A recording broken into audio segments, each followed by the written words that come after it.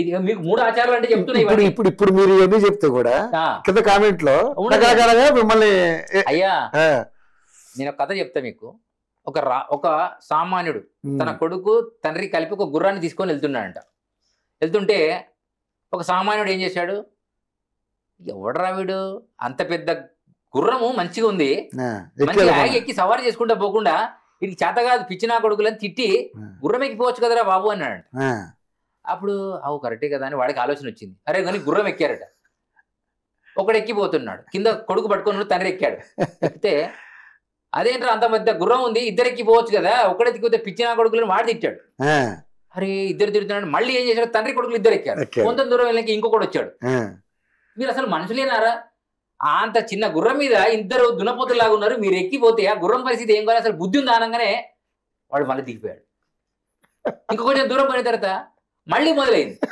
అంత మంచి గుర్రం మీద ఎక్కిపోకుండా మీరేంది ఇలాంటి కామెంట్ గొర్రెలు అర్థం చేసుకోకుండా చాలా మంది ఉంటారు.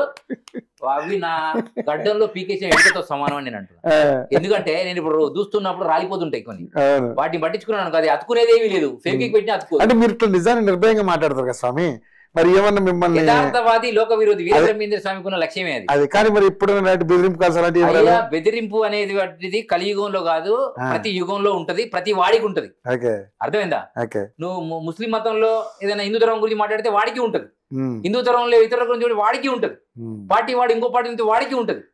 నువ్వు ఇప్పుడు అదే చెప్పా, మీ కథ అదే చెప్పా, గుర్రం కథ అదే చెప్పా. ఎవడైనా ఏదో ఒక మాట మాట్లాడుతుంటాడు, అట్టని చెప్పేసి చెప్పకుండా ఉండడం ఎన్ని రోజులు ఆగుతాం? ఇప్పుడు విశ్వావసునామ సంవత్సరం దాకా ఆగాను, నాకు ఇప్పుడు 48 సంవత్సరాలు, ఇప్పటిదాకా ఆగాను. ఇప్పుడు కూడా నేను మాట్లాడకపోతే ఇంకే అయ్యో నేను చెప్తే బాగుండు, అంతే మొత్తం ప్రమాదం జరిగిన తర్వాత నేను చెప్దాం అనుకున్నానంటే ఎందుకు ఇది? అందుకే వీరబ్రహ్మేంద్ర స్వామి వారు ఆనాడు కాలజ్ఞానాన్ని 350-400 సంవత్సరాల క్రితమే రాసి తాళపత్ర గ్రంథాలను గరివిరెడ్డి అచ్చమ్మ గారి ఇంట్లో చింతమాను మఠం కింద కొన్ని పత్రాలు దాచిపెట్టి, కొన్ని పత్రాలను వీరబ్రహ్మేంద్ర స్వామి కందిమల్లేపల్లి మఠంలో, కొన్ని బనగానుపల్లిలో, కొన్ని సిద్ధయ్య మఠంలో, కొన్ని హైదరాబాద్ శాలిబండ సుధా థియేటర్ ఆపోజిట్ లో ఉన్నటువంటి వీరభోగ వసంతరాయ మఠంలో ఒకటి, అలా ఇంకొక దగ్గర ఇంకొకటి, అలా చాలా గ్రంథాలను తాళపత్ర గ్రంథాలను పెట్టడం జరిగింది. మరి వారు ఇచ్చారు కాబట్టి ఈ రోజు నేను మీ ముందుకి ఇది పట్టుకొని వచ్చా. సో దీనిలో చాలా విషయాలు ఉన్నాయి. ఇకపోతే ముక్కుపోగు వరకు నీళ్ళు వస్తాయని చెప్పారు, ఇక్కడ బెజవాడ కనకదుర్గమ్మ వరకు వస్తాయని చెప్పారు. వస్తే మొత్తం కాదు, ఇప్పుడు రాకముందే ఆగమైపోతున్నాడు చంద్రబాబు నాయుడు, రైటా రంగా? మరి రేపు వస్తే ఇప్పుడున్న ఇండ్లు ఏమైపోతాయి? వస్తే చంద్రబాబు అందరూ ఆగమైపోతారు. చంద్రబాబు ఇల్లు మునిగిపోయింది కదా మొన్న ఆయన నదిలో. నేనేమంటున్నానంటే ఇప్పుడు నాకు ఈ ఇళ్ళని మునిగిపోతే ఎవడి వాడు కట్టుకుంటాడు, అది వేరే సంగతి. కానీ ప్రజల సొమ్ముతో కట్టేటువంటి సెక్రటరేట్ రేపు పొద్దుగాల అమరావతి కనుక మునిగిపోతే దానిలో ఉన్న ఒరిజినల్ డాటా ఫైల్స్ అని ఏమైపోవాలి? అంటే ఆ డబ్బులని ఏమైపోతాయి అంటే ప్రజల సొమ్ము కొండల పైన కట్టాలి అక్కడ సెక్రటరేట్. నేను చెప్తున్నా కాలజ్ఞానం, ఇది వీరబ్రహ్మేంద్ర స్వామి వారి మామగారు ఎన్టీఆర్ గారు సినిమా తీశారు, దాంట్లో చెప్పారు ముక్కుపోగు వరకు నీళ్ళు వస్తాయన్నారు. ముక్కుపోగు అంటే ఎంత? 2 తాడి చెట్ల హైట్ నీళ్లు, తాడి చెట్ల పైకి తాబేలు ఎక్కుతుంది అన్నాడు, వస్తాయి. మరి అది ఎవరికి వచ్చినా, ఎవరికి అర్థం కాకపోయినా అర్థమైనా రావడం గ్యారెంటీ.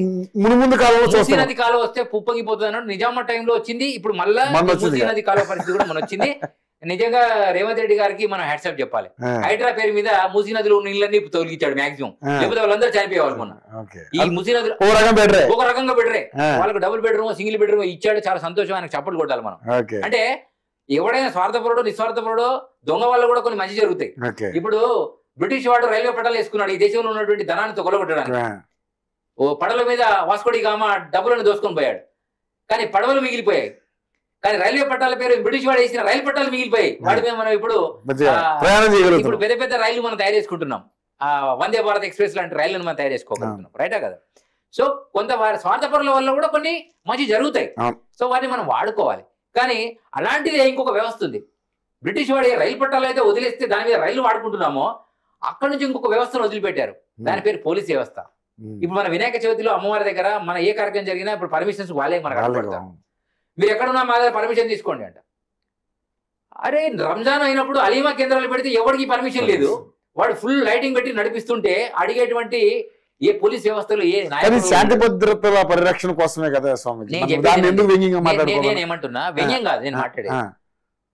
మీరు అలీమా పేరు మీద హింస జరుగుతుంటేనే దాని మీదనే మీకు పర్మిషన్స్ లేవు, రైట్ అని అడిగి రోడ్డు మీద పెడతారు. ఇది మీ ఆధ్యాత్మిక స్థితిని పెంపొందించుకోవడానికి పెట్టుకునేటువంటి కార్యక్రమంలో భాగంగా గణపతి అక్కడ స్టేజీ వేసిన తర్వాత ఏ డిపార్ట్మెంట్ ఏ పోలీస్ స్టేషన్ వ్యవధిలో ఉన్నాయో ఆ పోలీస్ స్టేషన్ లో అక్కడ కానిస్టేబుల్ వెళ్ళి అక్కడ ఎవరున్నారు ఏంటి అని వీరే వెళ్ళి ఎంక్వైరీ చేసుకొని తీసుకొని వస్తే సరిపోతుంది. కానీ ముందే పర్మిషన్